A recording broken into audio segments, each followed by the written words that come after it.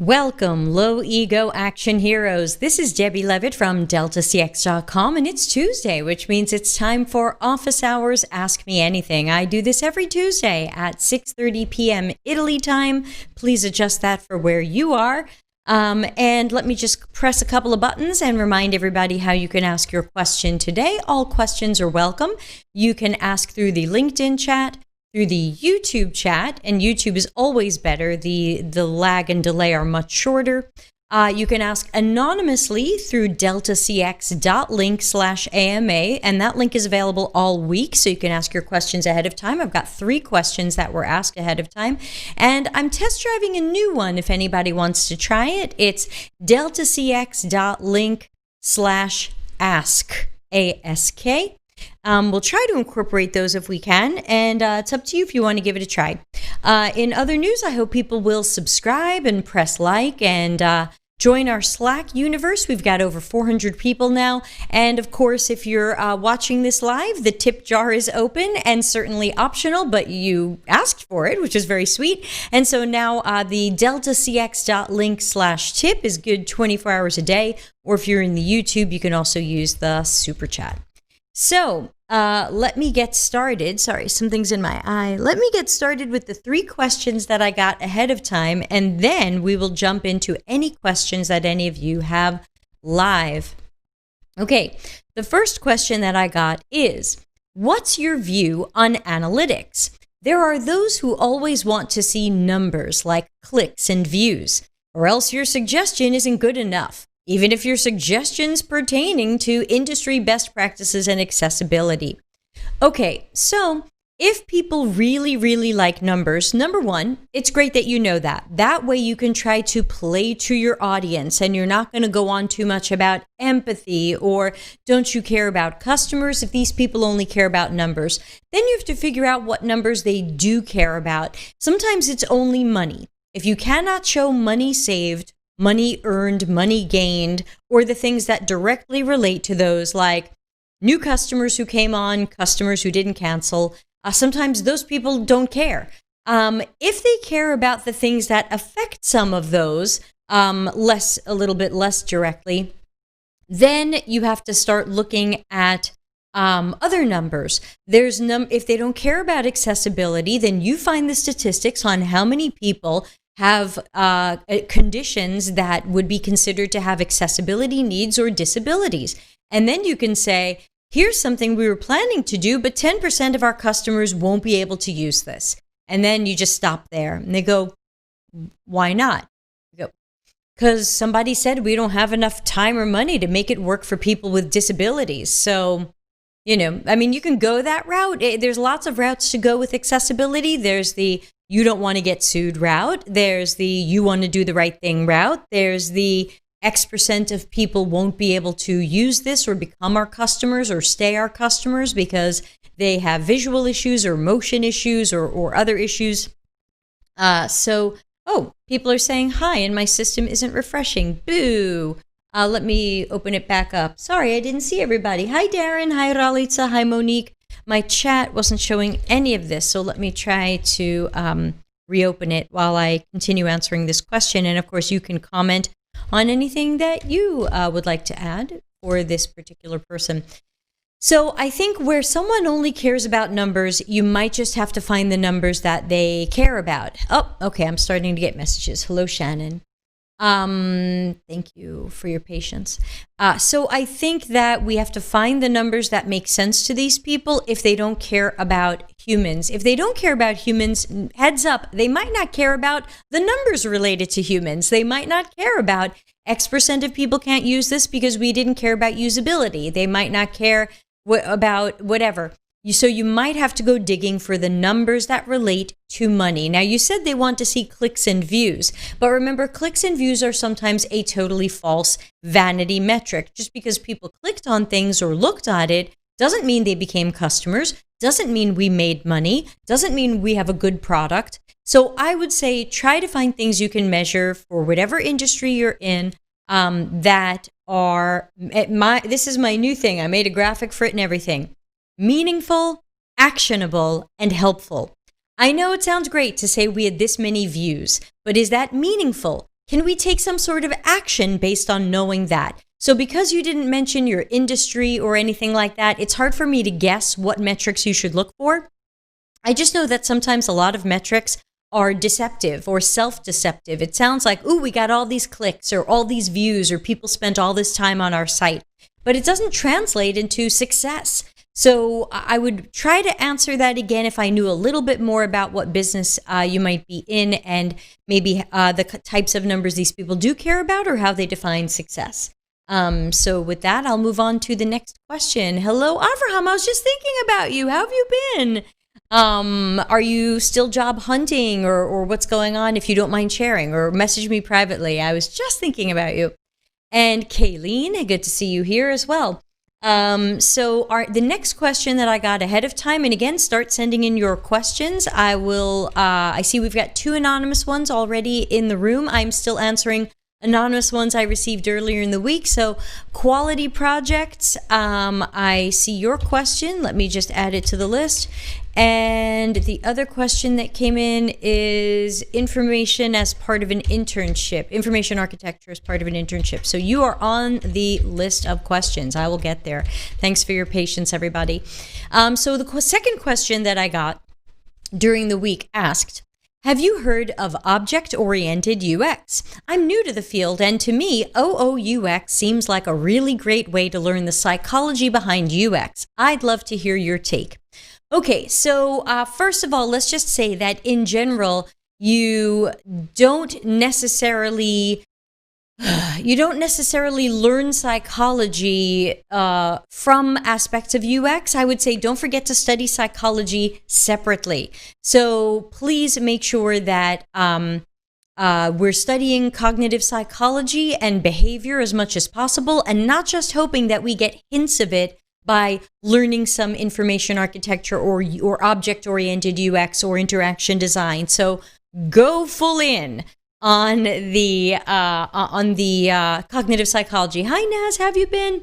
But I looked up an article on what is object-oriented UX. Now, I was first introduced to it about 4 years ago, maybe 3 years ago, when I was working at Macy's. There were a couple of UX leads who were very excited about OOUX, and I don't think it took off, but I found a Medium article explaining it, and I'll just try to give people the short version of it, or at least how I understand it. And again, my understanding is admittedly minimal since it's not something I've specifically used.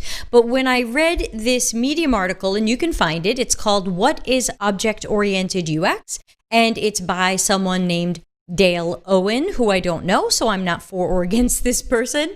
But basically, the idea is that you take where you have systems that have a lot of hierarchy and metadata, you're looking to break these into objects and then groups. It kind of reminded me a little bit of atomic design, where you're starting with smaller bits and then you're moving into larger chunks and things like that. Darren says, sounds like another fad, more new stuff that distracts from what's legit. I remember having a client in 1996 that did object-oriented programming. So Darren will be unsurprised to hear that this comes from development. But ultimately, when I skimmed this article about object-oriented UX, and it seems like a decent article, I walked away feeling like, isn't this just information architecture? If we're caring about structures, hierarchies, taxonomies, organization, how things relate to other things. Are certain things subsets of each other? Where is their metadata, and how is that metadata related or treated? Why isn't this just information architecture? Why isn't this really great information architecture? I'm not sure that we need a separate term for this, Darren. Oh, Emma, hello, new to your office hours session. Let's put that up. Well, hello and welcome. When I look at this article, you're welcome to look at it and draw your own conclusions. So at the end of the article, this person says, what are the benefits of using object-oriented UX? And they say it improves communication and collaboration between UX and engineering.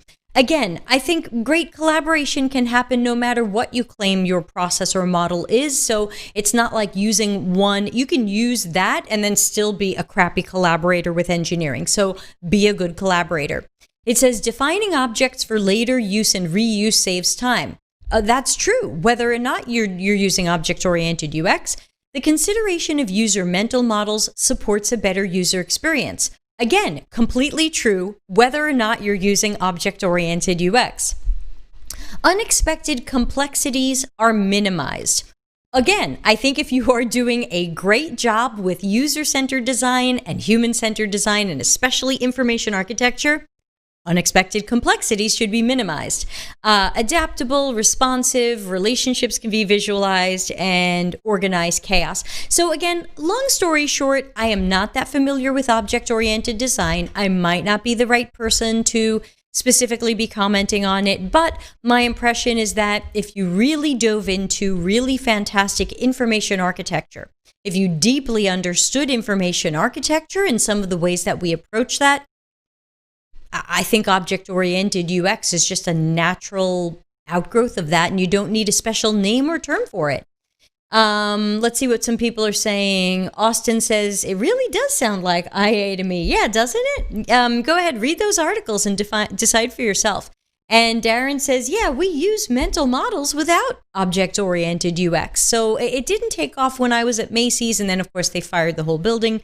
So I can't speak to that specifically, but there you go. And moving on to our third question, which again was sent ahead of time, which is why they're third. And the people asking questions now will be after this.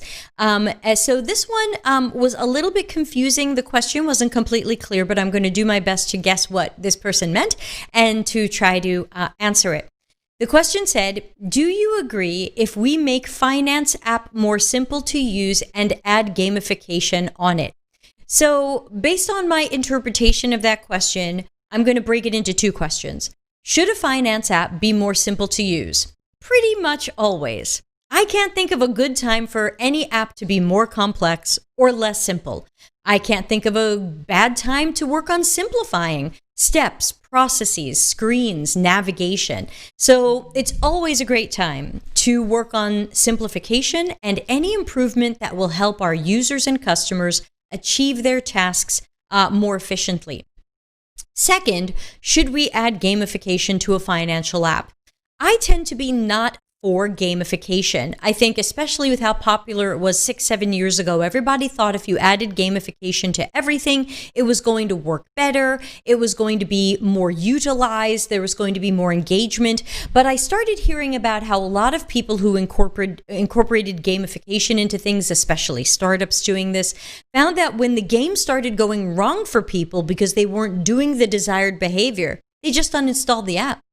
So you have to remember that gamification on its own is not a solution. I think we talked about this with Celia Hodent in the UX of Gaming about we've got to look, or was it one of the Elisa Delgado ones, where we talked about you have to look at intrinsic and extrinsic motivators.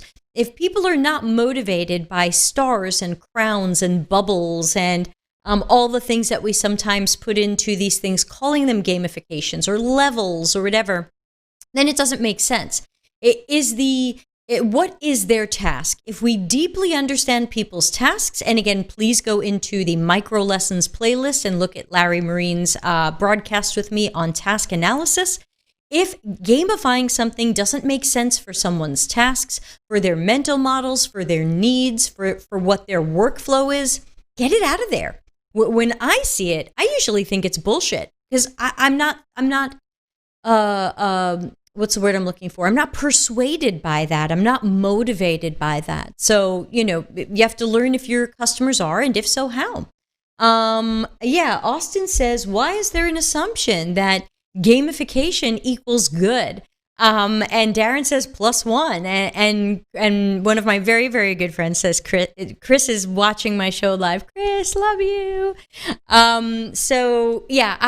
People think gamification is a solution.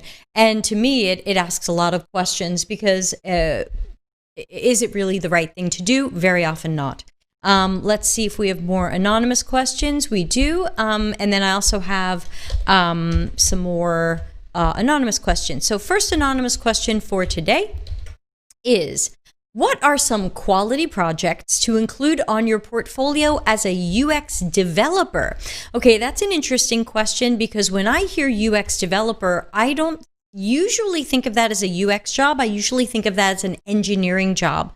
I think of a developer as someone who writes code or tests code or deploys Kubernetes clusters or whatever all y'all are doing. What do I know? So I am definitely not the right person to ask about UX developer portfolios. If you are creating a portfolio to show your front-end development or back-end development or other aspects of engineering, I would say you're going to have to find an engineering lead or manager who is more qualified to say how front-end development work is typically assessed. I don't normally manage or assess front-end developers, so I don't have a good sense of what should be in your portfolio. But ultimately, like anything else, it probably has to show good storytelling and good process. But you're going to have to find another mentor for that. It's kind of not me. Ralica, I only see you writing 2 articles. If you send in URLs, please note that YouTube strips them. So I will not see those links, and I don't know if others do. Moving on to anonymous questions. Remember, this is Office Hours Ask Me Anything, and I hope you will subscribe on YouTube. I love seeing more people subscribing. We've had a big rush over the last few weeks. It's been very fun to see more people joining the Low Ego Action Hero community. Of course, the Low Ego Action Hero community happens 24/7 over in the Slack workspace. I'll try to point at that. I don't know where that is. And you can hang out there. And then, of course, I have opened the tip jar, which is anonymous but fun. My goal is to be able to buy a nice piece of cheese. So, anybody who feels like tipping, appreciated, unnecessary, and just for laughs. If you've previously tipped, do not feel like you have to tip again. You've all been very generous. So let's see. Next question. Darren says -1 to UX developer. Yeah, it ain't a thing. And Kayleen says UX developer seems like an oxymoron. Yeah, so I have seen some jobs that say UX developer, and typically it's front-end developer, but I believe that those are engineering jobs that belong in an engineering department, but of course, closely collaborating with UX, CX and UX architects, as well as visual designers. Next, anonymous question. As part of my UX internship, I'm working on information architecture. Any tips for someone working on information architecture for the first time in a real setting? Yeah, a few. I would say definitely, Shannon says, how is your recent cheese? Really delicious, with thanks to Shannon and Maggie for buying that cheese. Thank you. I have a picture of it. I don't know if it'll come through on the green screen, but we'll try. Information architecture, the first thing I would like people to know is that it's more than just flowcharts. A lot of times you see online videos that are like, information architecture, now make your flowchart, or information architecture, now reorganize this site or apps or systems navigation. And I want people to know it is so much more than that. Do not stop at just learning a little bit about those things, as I look for pictures of cheese. It is really important to, and again, cheese doesn't come out well in photos. It's really more about the flavor, but let's see. There you go. Cheese photo. So I think that I want you to know that information architecture has a lot more to learn in it. You're talking about site maps and hierarchies and structures and navigation. You're usually thinking about doing card sorting. You're usually thinking about doing tree testing. You are in information architecture. It's all about how can we organize information so that it is meaningful to our customers. And that's hard at some companies because very often they want to organize it in a way that is meaningful internally. Here's our internal lingo. Here's how we call things, so organize it that way. But that's not how customers think of it. And that's why information architecture is best informed by the qualitative research that came before it. We have to have met people or watched people, spoken to people, so that we can figure out, how do they think? What do they think of that information? How do they parse that, or how do they organize that or categorize that, so that when we start organizing and categorizing, it makes sense to them? I'm sure we've all been to a website where they were like, what? You put pay my bill under blah, blah, blah? Well, I expected it under my account. Well, the company's billing department is part of whatever, and it ended up there on the website. It meant nothing to you. So I would say study information architecture more deeply than you expect to, because it is so much more than a sitemap or a navigation or for a system or a flowchart. That would be my short version.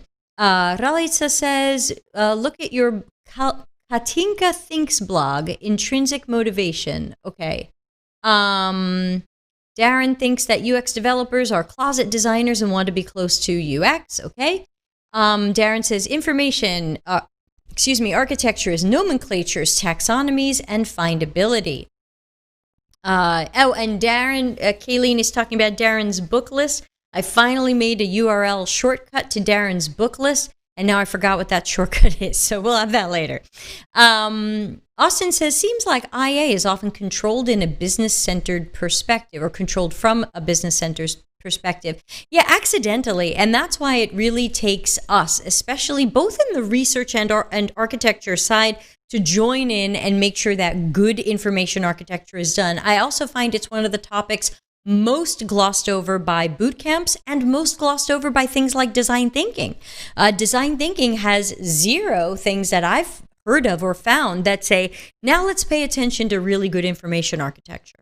If you go into my micro lessons playlist and you look at my lesson from December on visual hierarchy, priority of information, and trust signals, some of that plays into information architecture. So there's so many dimensions to it. There's a lot to learn. Don't stop.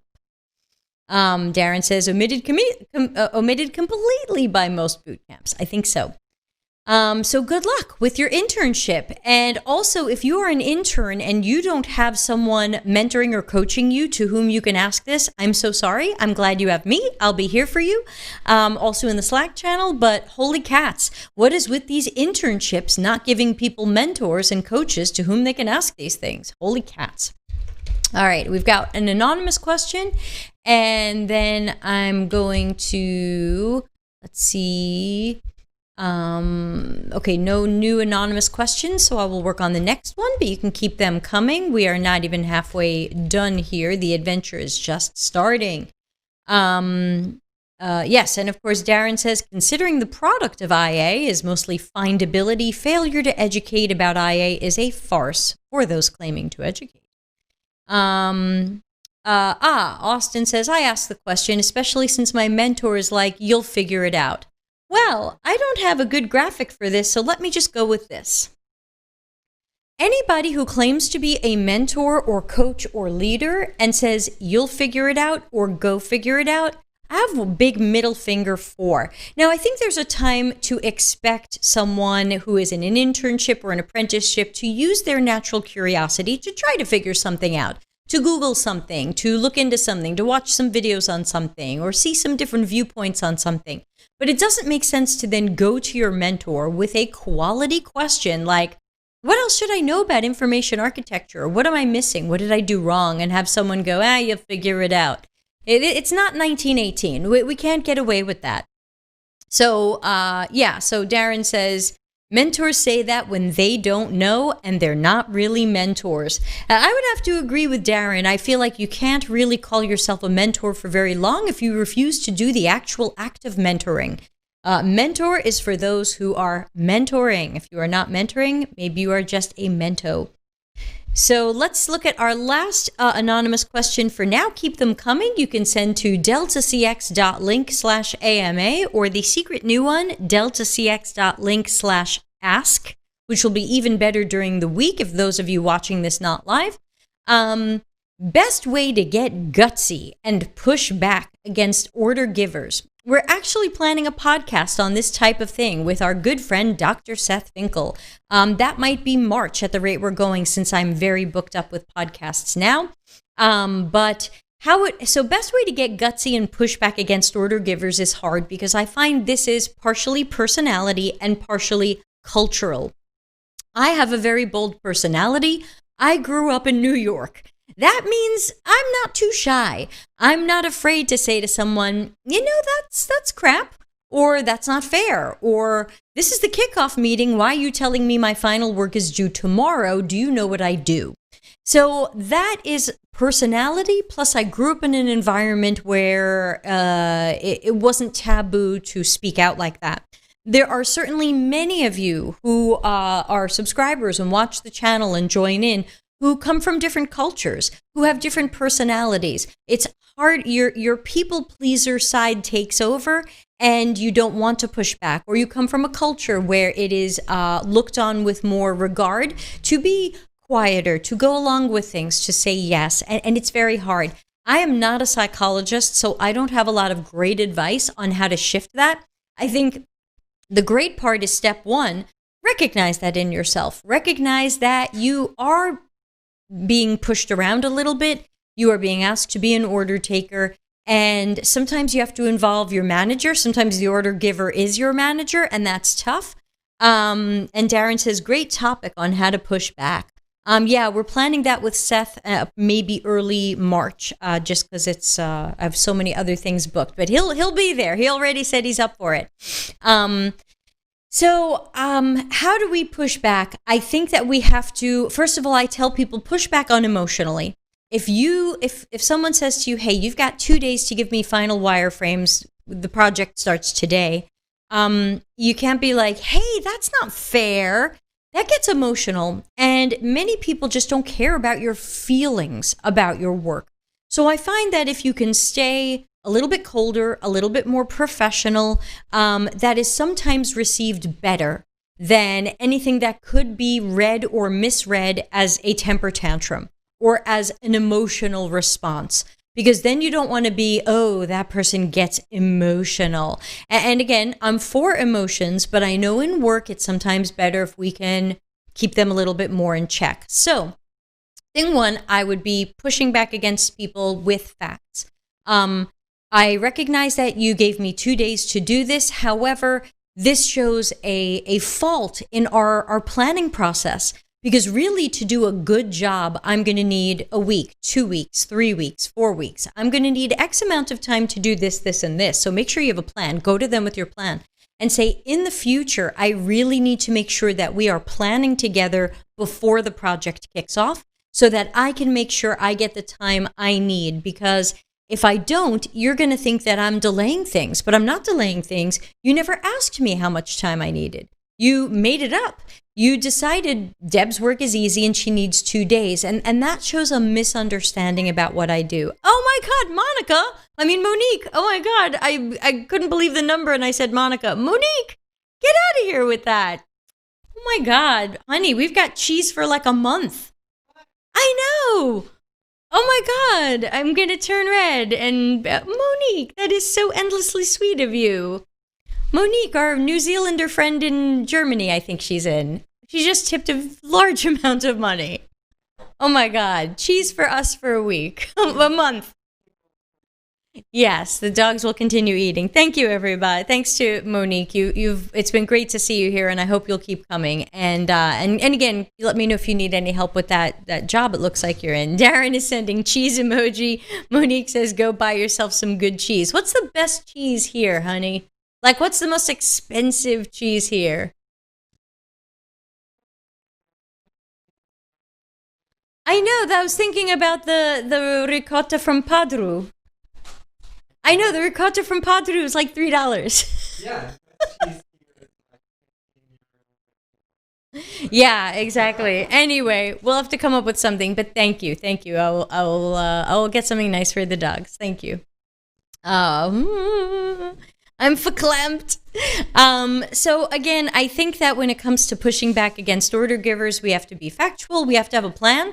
This was the plan I wanted to enact. Nobody checked with me when this project was being planned. We need to take a look at our process and see how we can change how this is happening. Now, if you're being given orders in some other way, this has to, again, I think working with your manager is supposed to help. If this comes from your manager, it's really bad. And remember, sometimes there's just no way to make this stuff any better, and you might just have to be looking for another job, especially when your manager is the one who's kind of working against you. Your manager should be supporting you and helping you and saying, oh no, they're just trying to make you rip off the competitor again.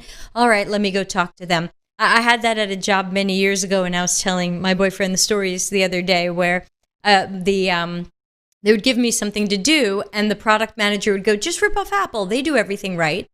And I would go, that's not the way I wanted to approach this. And he goes, just do it. And I'd go to my manager and I'd say, guess who is telling me to rip off Apple again? And my manager would say, I'm going to go straighten him out. And then you'd hear them shouting at each other in Swedish, and it would get straightened out. Ralitza says, get pecorino. And Denise says, get parmigiano. And Darren says, don't get Limburger. All right. Let's see if there are other, good, there's some anonymous questions. So let's take a look. I've got 2 anonymous questions coming in now, so we will get right to them. And, wrong buttons. I'm hitting wrong buttons. All right. So we got anonymous question about bootcamp. I see you. And we've got proper UX question. I see you too. Okay, great. Questions are loaded up in I copy and paste them into the a notepad file so I can put them in the YouTube description later. No, I do not do chaptering. It's so much time. Okay, here is the question we have anonymously. And again, chat room, you are welcome to chime in on this one. And we don't have any things from LinkedIn today. Did we not go live on LinkedIn? Sometimes we don't go live on LinkedIn, or maybe LinkedIn is just quiet bystanders. No, it looks like we went live on LinkedIn. Everyone's just quiet over there. Well, we got some smiles and some likes from, Adis is here giving me applause. Thank you, Adis. I'm thinking of you. And I recognize Solomon's smiley face and some other smiley friendly people here too. Okay, there's 9 people in LinkedIn. Okay, I don't know why I'm not getting thank you. Okay, LinkedIn, we see. We're here. Okay, well, you're quiet today, LinkedIn peeps. Actually, my chat system is not showing me LinkedIn messages today. My chat system is wild, so I'll have to go back and forth between the windows. This is also why I say, everyone, please go to YouTube. But all right, so let's take a look at our next 2 anonymous questions that just came in. Good. All right, the anonymous question says, my bootcamp is having me do a project in the form of a design sprint. They've structured the project horribly and have the assignments spread out over 3 weeks with bad instructions. So I've made another plan. I plan to challenge myself to do an actual 5-day sprint after reading the book by the Google Ventures guys. Any tips or thoughts about design sprints?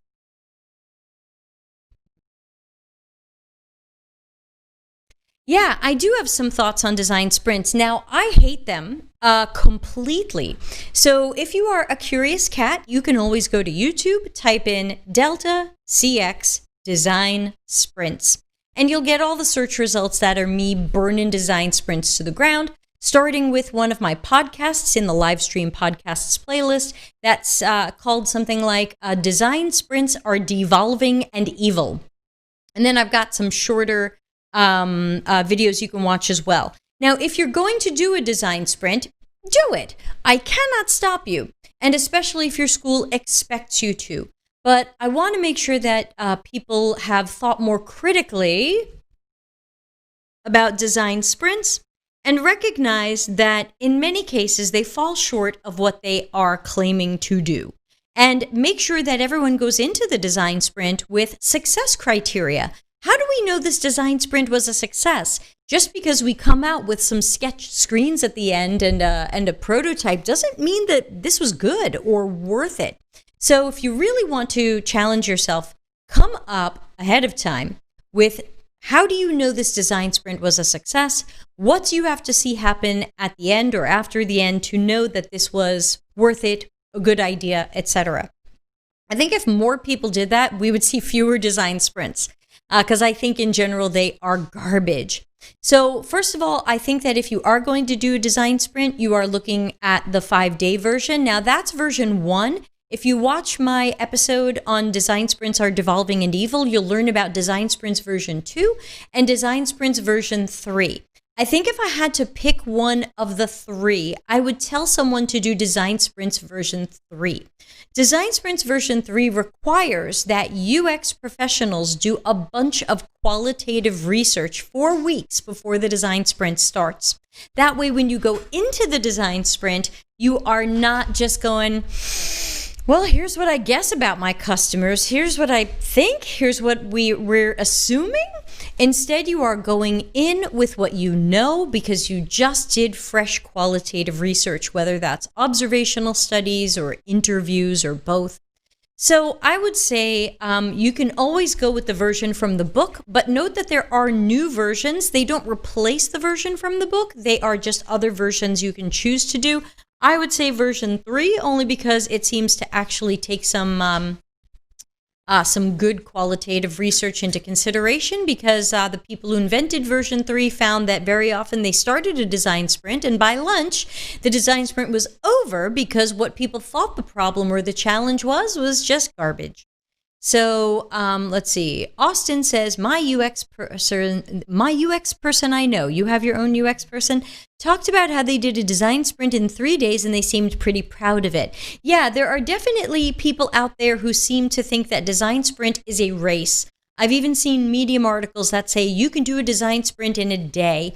If you watch my podcast on it, you will see that I'm joking. Why aren't we doing this in an hour? A whole day. That's so long. So remember, it's important to have real criteria for, was this worth it? Did anything meaningful, actionable, or helpful come out of it? What do we do next? What do we do with this? I know a bunch of people wrote some books in 2019, like how to make sure your design sprint idea ends up in the product, because a lot of them didn't end up in the product. And I would say because they're garbage, not because there wasn't a book on how to get them into the product. So be careful about pushing a bad or failed idea into the product to try to show that it was good that you did the design sprint.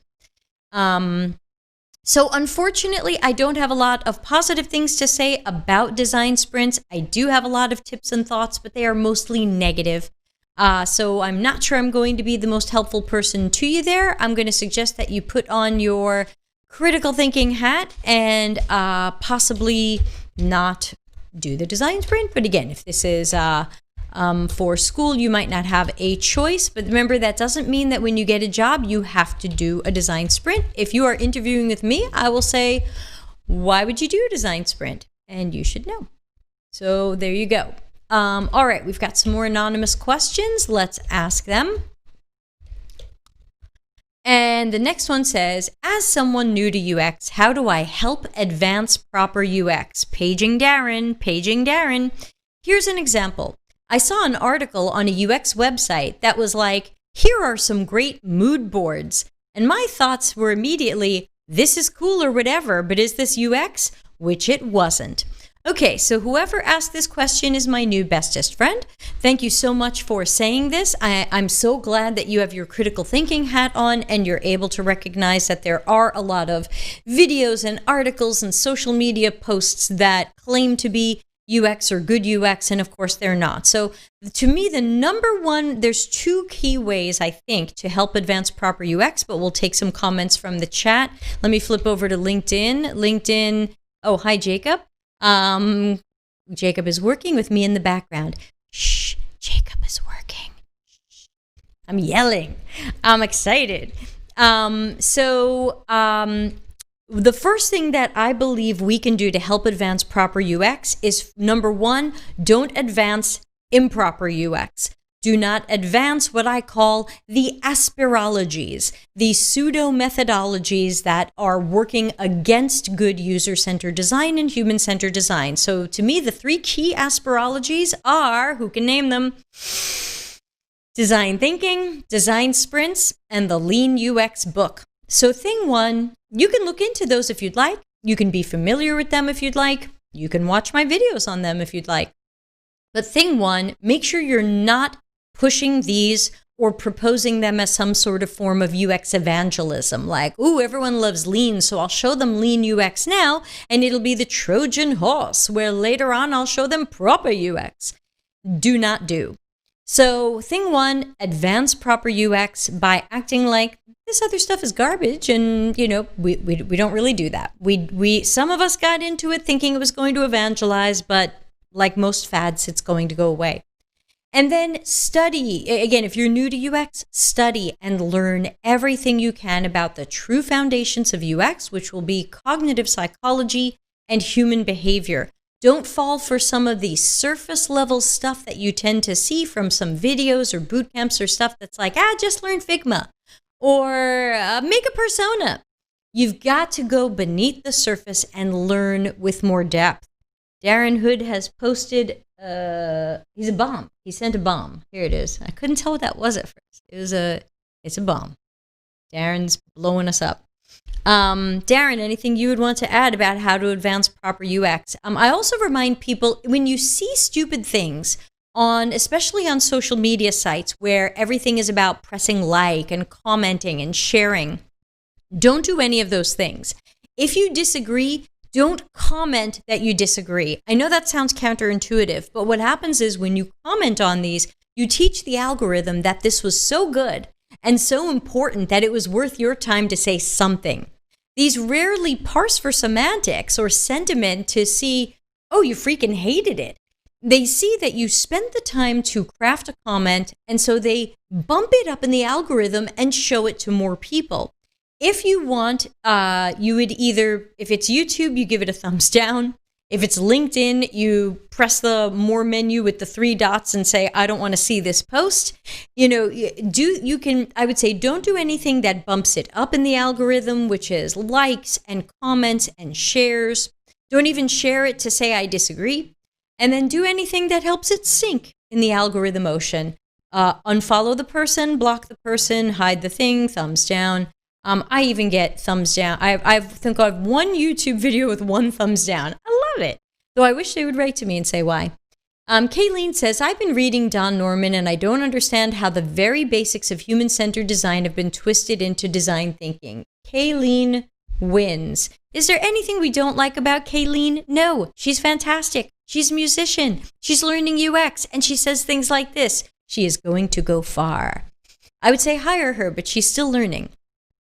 So I would say advancing proper UX means learning it and doing it with good, who can name where I'm going next, science and technique, not just the building blocks, episode 56 in the live stream podcasts, staying away from the evil aspirologies that I'm always setting on fire, design thinking, design sprints, and lean UX, which is neither lean nor UX, and learning the right stuff. Let's see what the LinkedIn chat room says. Nothing. LinkedIn, you guys are so quiet and passive today. That's okay. It's allowed. And Austin says, Don Norman's book, The Design of Everyday Things, is sometimes on my desk as I learn about UX. Yes, good idea. I don't have too much on my desk that I would show you guys, mostly Mickey Ears hats and microphone equipment. So, and a fly swatter for when it gets warm again. So thank you, anonymous person, for an excellent question. And again, a reminder that this is Office Hours Ask Me Anything. I'm here another 15 minutes. This will be archived on YouTube in the Office Hours playlist if you'd like to see it again. And of course, a reminder that please subscribe on the YouTube channel. Even if you are working and want to listen in the background, great on YouTube. You don't have to look at the screen, but I just find if you do type a comment, it shows up a little bit faster. There's less of a delay. So I recommend that. So usability test, the subscribe button, and of course, empathize with the like button. Help raise me up in the algorithm ocean with my thanks. All right, we got a long question anonymously. We're going to take a look at that one. And it's a salary question, which I think is fine. I will do my best to answer it. Though, again, salaries are sometimes very specific to locations and levels and other things. But I'll do my best. I'm in a small research team. There's 3 of us. They brought on a junior coworker about a year and a half ago. She's fresh out of university, and I have 3 years' experience. She's openly told me her salary, and we have the same salary. She came from the same company, but from the Italy office, so they raised her salary and paid for her move.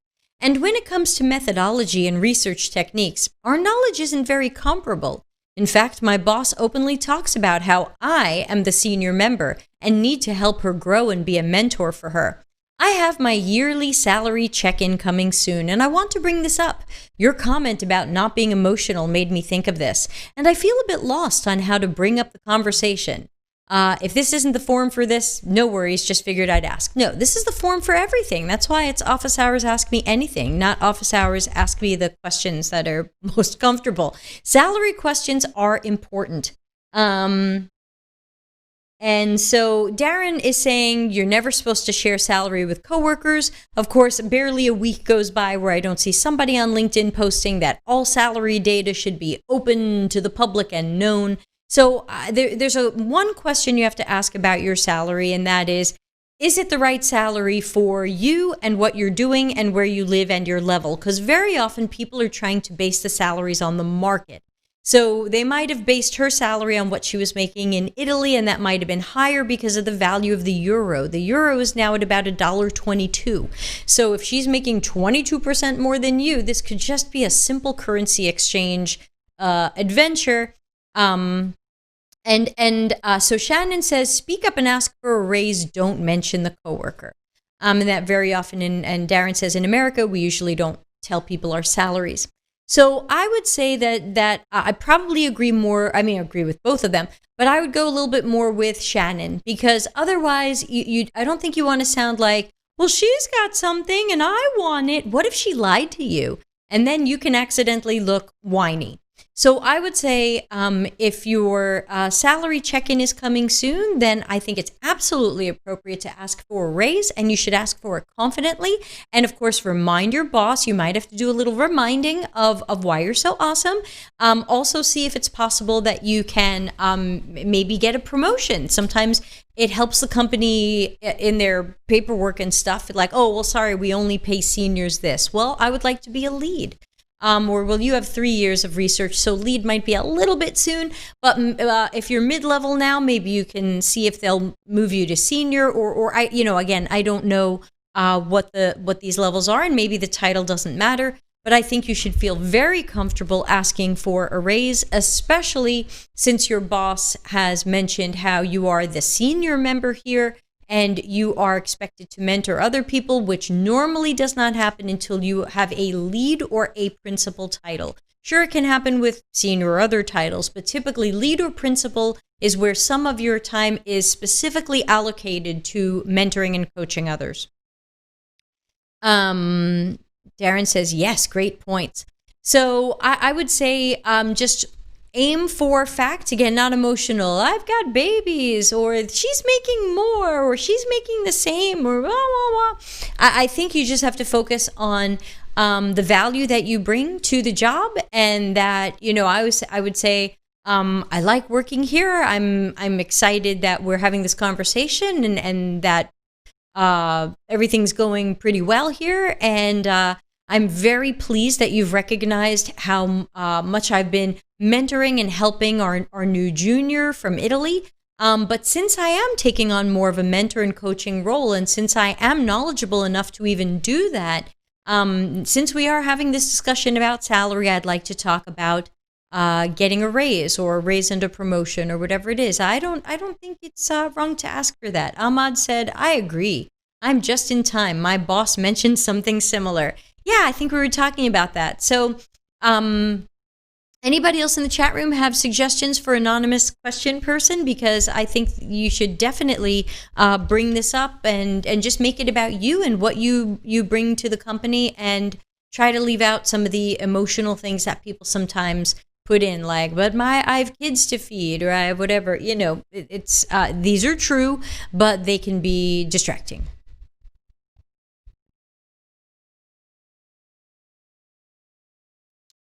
I can't believe I'm on the mailing list for the guy who wrote the book about how design sprints should end up in product.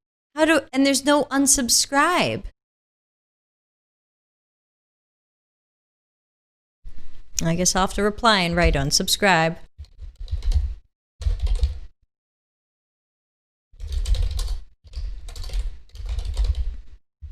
Embarrassing. Come on, peeps. You gotta do better than this. You gotta. It's not optional.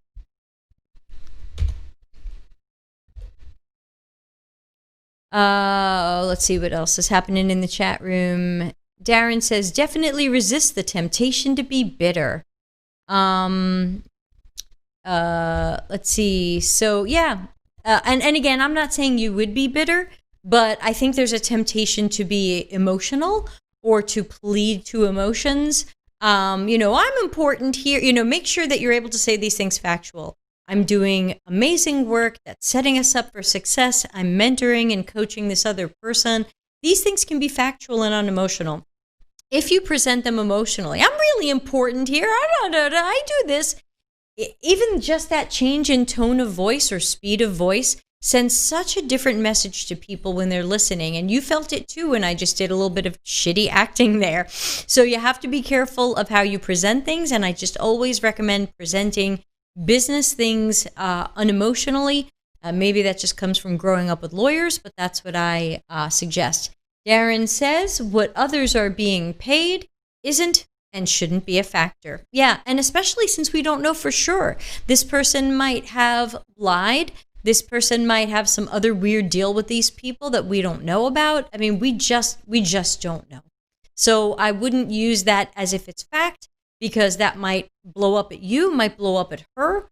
She could get in trouble for talking about her salary if that's not cool. Let's see.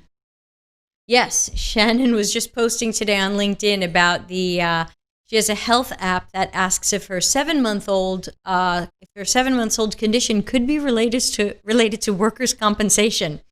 I'm so sorry to hear your 7-month-old was injured during his, her, or their job. So let's see. If there aren't any other questions, and we do have only a few more minutes, we'll take Ahmad's question. But I do want to first dive into my calendar and just remind people of some of the podcasts that are coming up, because we now have a full schedule coming up. So nothing else happening this week. I'm a little concerned about America, so taking a few days off. Monday the 25th is Shannon on her birthday. Come join us with Shannon. She's going to tell us about the UX of conversion rate optimization. And boy, do I have a story about that. Wednesday, January 27th is going to be the story of crappy boot camps with Chad Zollinger. I might be pronouncing his last name wrong. I will find out. But he wrote a very popular LinkedIn post about how he did a boot camp and got a job, but still regrets the boot camp. So he's somebody that I would like to hear more about. February 1, we have rescheduled Ask Amy Santee Anything about UX research. So if you have UX research questions, come join us February 1. It's going to be an Ask Anything, but with somebody else. Let's see. Wednesday, February 3rd, we're going to have UX recruiter Nick Grantham on to talk about some of the wacky stuff that he sees with jobs, and certainly jobs for juniors. Monday, February 8th, I am planning to unveil and talk about my apprenticeship model, which I believe everyone should freaking adopt or improve upon. So there will be that. Hey, Sahil. And so February 8th, apprenticeship model. And of course, these are always archived in the live stream podcasts playlist. So if you miss them, you'll find them there. Let's see, Tuesday the 9th, office hours Ask Me Anything. Wednesday the 10th of February is going to be a new experimental thing, so join the Slack channel. Join our Slack workspace. We're going to have our first Slack live networking adventure in AirMeet. Thanks to Darren for recommending AirMeet. Hi, Wilson. So if you would like to come meet other low ego action heroes, then please join the Slack workspace. And the event is going to be completely free. And I'm going to do it the second Wednesday of every month so that we can get to know each other and really be networking. So please join the Slack workspace. There is no charge. It is free. It is not join Debbie's community and pay for it. Boo. Other things coming up in February. Monday, February 15th, we're going to be talking about UX and autism with Sean. Wednesday, February 17th. Now, look who's going to be here Wednesday, February 17th. It is one of our favorite people on the planet, future Dr. Darren Hood. So we are going to talk about holding UX accountable. So join for that. Let's see. Monday, February 22nd. is Dimitris from Greece is going to talk about data-driven versus data-informed. He has a new article out that people are loving. Wednesday the 24th, I am hopefully going to be unveiling my big training for HR and recruiters that I am still writing. And that is us for the next month. It is exciting. If you're ever not sure what's coming when, drop by my LinkedIn profile. At the top of the profile in the thingy, in the graphic, I have a URL that you can type in, a short URL that will go to a Google Calendar with all of these. So that is the best way to go. Dimitris is awesome. I know. I think he took my Acture course. That's where I met him. All right, so let's go back to a question that we just got from Ahmad, and it might have to be our last question since we are running out of time. But of course, I'm here every Tuesday, and I hope people will ask questions during the week at deltacx.link/AMA or our new version. Who will try out the new version? deltacx.link/ask. It will allow you to record video or audio, which I will put up on the screen so that we can see you asking your question. Of course, that is not anonymous at all. So if you need to be anonymous, you can keep doing it the old way. But if you'd like to be part of the show and be seen asking your question, I would love to get a little video from the system I'm using. So deltacx.link/ask, available 24/7. Our last question was off topic, but something related to me currently. Well, then it's on topic. How to separate learnability and usability score from system usability score for a user. Oh, Darren, do you get into SUS? Ahmad says, is there a way to add these to the calendar? Yes, if you go to the Google Calendar, you can get the link and add that calendar to your Google Calendar. That's why I made it through a Google Calendar. Separating learnability and usability. So, gosh, I'm a little unprepared for that one. So Darren says, I hate SUS. I don't use it either. So normally, if I want to test or understand learnability and usability, I'm just doing usability testing. I'm giving people a prototype or a build or something. I'm giving them tasks, and I am watching what they do and how they do it and where it goes wrong. I usually don't end up scoring that. I want to learn more of the what's and how's and why's than the how many's. And so I understand that scores related to UX and metrics related to UX are sometimes more compelling to people who don't understand UX and think that there's a metric for everything. But I think that's a little bit tough. Enna says, learnability. Yeah. This question is sus. Thank you, Wilson. That's a joke that only Australians would get. I don't know if you're Australian or not. Darren says it's flawed and overly rigid. And Enna says, technically, agreed. It's not my favorite, but it's the metric we use where I work. Yeah, obviously, if you're using it, then you have to work within it. To me, learnability would be about ease of learning and ease of use without relying on memory. So that means like you don't just show somebody something once and you expect them to remember later how to use that. This would tie in really well with a lot of the things that Larry Marine says about knowledge design. We haven't done a podcast on that yet, and there may or may not be a book coming about it. But where's a button if I can press for that? But I would say, how can we measure if something is easy to learn and easy to use without requiring memory or memorization? Because not everybody remembers things, or not everybody comes back to your thing long enough to remember it. Sometimes they're looking at it weeks or months later and going, what do I do here again? So I would say, to me, the most learnable thing is the thing that doesn't require learning. It is learnable because it is intuitive. So ultimately, are you really measuring learnability, or are you measuring how intuitive and logical this is and how much it just works for the customer? Denise says, sounds great. It does sound dreamy. And then, of course, usability. To me, there are so many dimensions of usability. I don't know how you would just give it one score, like, it's usable. Well, hold on. To me, usable is about so many moving pieces here. For starters, is it accessible? Kayleen says, claps for Larry Marine. I agree. Austin says, not everybody has a visual memory either, which has interesting implications. Yeah, so I am not going to be the best person to talk to about a system usability score. I don't use it. Darren's here. He doesn't use it. He says use SUPR-Q. Okay, that's not even what user Zoom was trying to plug. What's SUPR-Q? Julia's here. Sorry, everybody. LinkedIn chat's not coming up on my other system right now, so I didn't see you. Nothing to add. LinkedIn is here and listening. Hi, Julia. And Carl says, you're just brilliant, Debbie. Thank you, Carl. Let's see. SUPR-Q. SUPR-Q. Well, of course, the first page in Google is pay $3,000 to $5,000 for a license. What? Standard user experience percentile rank questionnaire. My gosh. This is definitely more than we have time for since we are running out of time. So I'm going to have to say to be continued on that. But check it out. I am not that familiar with it.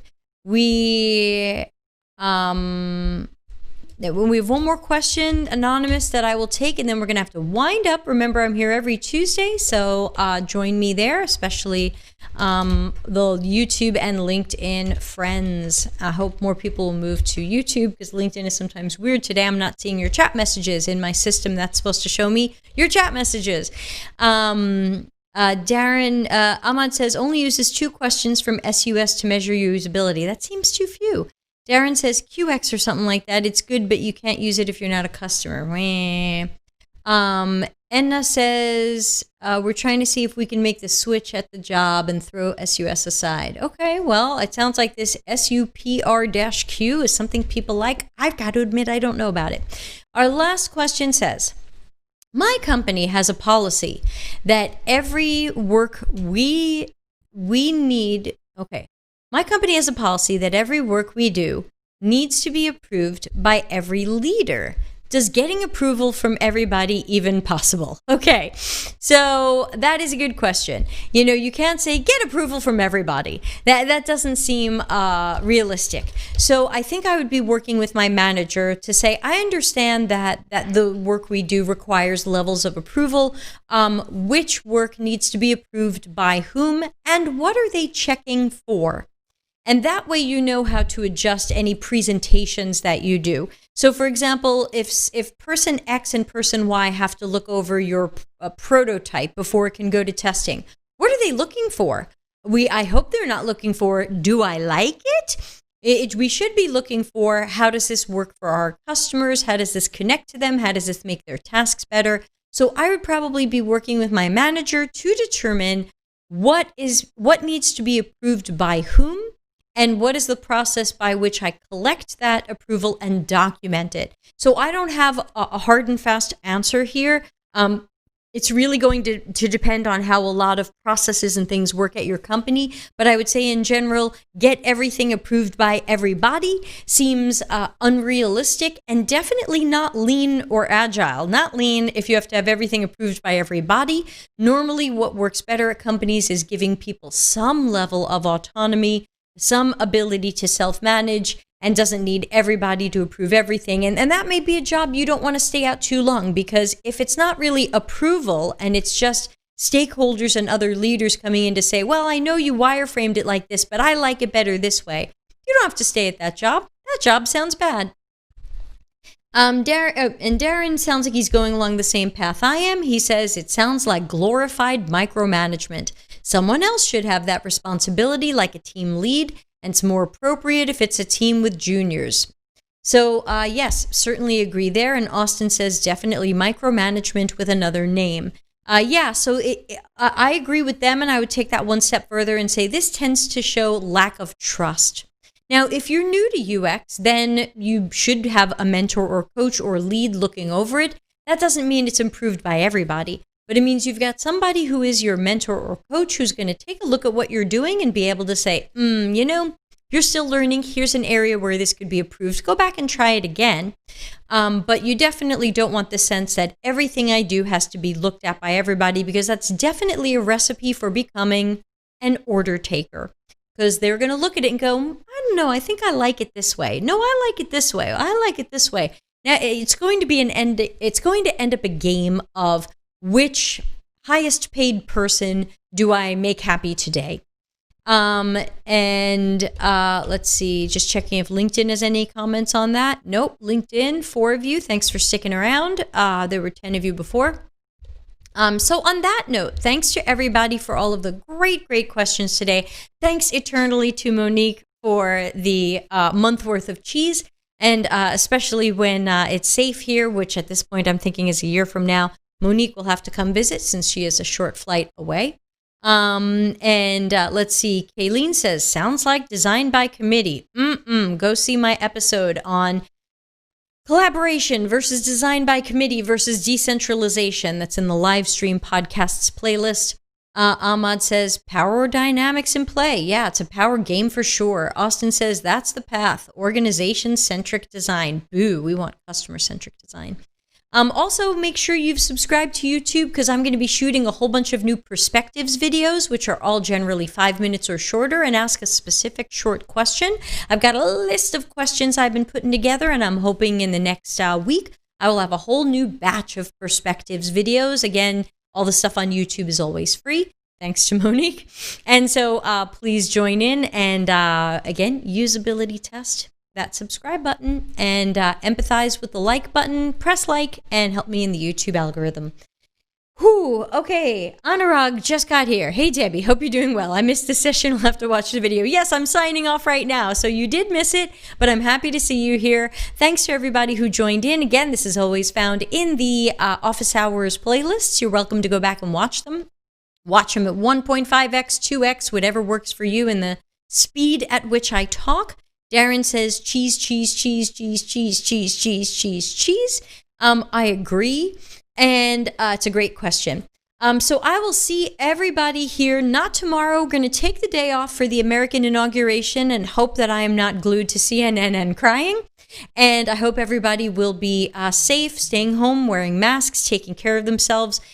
So I will see you Monday, or on the Slack channel, or join me on LinkedIn too. Follow me there. Thanks, everybody. See you soon. Bye. Delta CX, available for CX and UX consulting, projects, and training. Contact us for a free consultation.